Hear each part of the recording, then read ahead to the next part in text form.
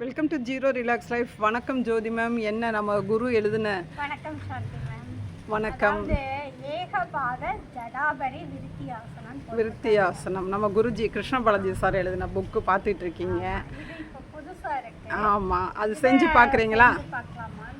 சரி, அந்த புக்கை கீழே வச்சுருங்க. நான் சொல்ல செய்யலாம். அந்த புக்கை என்கிட்ட கொடுத்துருங்க. பார்த்து முதல்ல செய்யாமல் ப்ராக்டிஸ் சொல்கிறத ஒரு ட்ரைனர், யோகா ட்ரைனருக்கு முன்னாடி கேட்டுட்டு அதுக்கப்புறம் மெதுவாக செய்யணும். ஓகேயா? முதல்ல நம்ம யோகா பண்ணுறதுக்கு முன்னாடி பிரீத் இன் பிரீத் அவுட் ஜஸ்ட்டு வாட்ச் பண்ணிக்கலாம். ஒரு 3 டைம்ஸ் முடிச்சுட்டு சொல்லுங்கள். மேம் எதுக்கு இந்த ஆசனம் செய்ய இன்ட்ரெஸ்ட் பட்டிருக்காங்க அப்படின்றத நான் அவங்க யோகா செய்கிறப்ப சொல்கிறேன். ஏகபாத ஜடாபரி விருத்தி ஆசனம் ரொம்ப ஒரு சிம்பிள் ஆசனம் தான். இது கால்களை மடித்து செய்ய வேண்டிய ஒரு ஆசனம். ஓகே மேம், இப்போ ஸ்டார்ட் பண்ணலாம். ஓகே மேம், இப்போ ஸ்டார்ட் பண்ணலாம். ஒரு காலை மடித்து வச்சுருக்காங்க. இப்போ கைகளை நல்லா ஊனிக்கிறாங்க. இன்னொரு காலை ரைஸ் பண்ணுறாங்க. நான் ஜூம் பண்ணி பக்கத்தில் போய் காமிக்கிறேன். இந்த மாதிரி ஒரு கால் மடித்து வச்சுருக்காங்க. ஒரு காலை நல்லா முடிந்த அளவு ரைஸ் பண்ணுறாங்க. மேம் இப்போ தான் ஃபஸ்ட்டு அப்படியே லைவ் மாதிரி நாங்கள் காமிக்கிறோம். இப்போ தான் தலையை உயர்த்தி கண்களை மேலே பார்க்க வேண்டும். ஒரு 5 கவுண்ட் மட்டும் கொடுக்குறேன் மேம். 1 2 3 4 5. ஓகே மேம், மெதுவாக ரிலாக்ஸ் பண்ணுங்க. ஓகே, இப்போ அடுத்த கால் செய்கிறாங்க. கைகளை நல்லா பேலன்ஸ்க்கு நல்லா ஊனிக்கணும். இப்போ அதே மாதிரி ஒரு கால் மடித்து வச்சுருக்காங்க. இன்னொரு காலை முடிந்த அளவு மேல் நோக்கி நீட்டி இருக்க வேண்டும். தலையை மெதுவாக உயர்த்தி கண்கள் மேலே பார்க்க வேண்டும். 1 2 3 4 5. இது 2 ஸ்டெப் இதில்.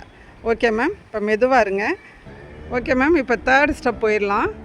மெதுவாக ஒரு காலை நல்லா இதே மாதிரி மடித்து வச்சுக்கோங்க. இன்னொரு கால் பக்கத்தில் நல்லா ஊனி இருந்துக்கணும். கைகளை நல்லா ஊனிக்கங்க. தலையை 2 கைகளுக்குள்ளே கொடுத்து தலை உள்ளே போகணும். இந்த மாதிரி கால் பொசிஷன் இப்போ காமிக்கிறேன். மெதுவாக செய்யுங்க மேம். இந்த மாதிரி அந்த கால் ஃபஸ்ட்டு இது, செகண்ட் இது, இப்போ 3rd ஸ்டெப். ஒரு கால் நல்லா மண்டி போட்டிருக்காங்க. இன்னொரு கால் ஊனி இருக்காங்க. தலையை கைகளுக்கு உள்ளே கூடி நல்லா உள்ளே போகணும்.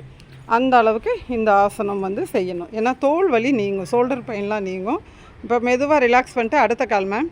ஓகே மேம், இப்போ அடுத்த கால் செய்யலாம்.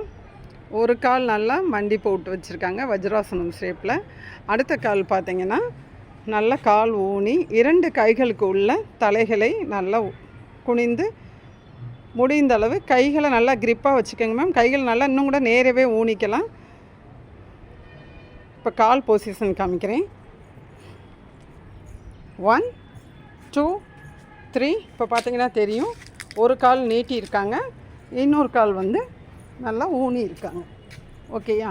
இந்த பொசிஷனில் இருக்கணும். 3 4 5. மெதுவாக ரிலாக்ஸ் பண்ணிக்கோங்க ma'am. Okay ma'am, normal breathe in breathe out just watch பண்ணிக்கோங்க. முடிச்சிட்டிங்களா? இப்போ வேறு எது என்னென்ன யூசஸ் கேட்குறீங்க? மூட்டுக்கள் பலம் பெறும். கால் நரம்புகள் சரியாக இயங்கும். அப்போ கால் வலி இதெல்லாமே வராது. கால் பகுதிக்கு இரத்த ஓட்டம் நல்லா கிடைக்கும். ஷோல்டர் பெயின் வராது.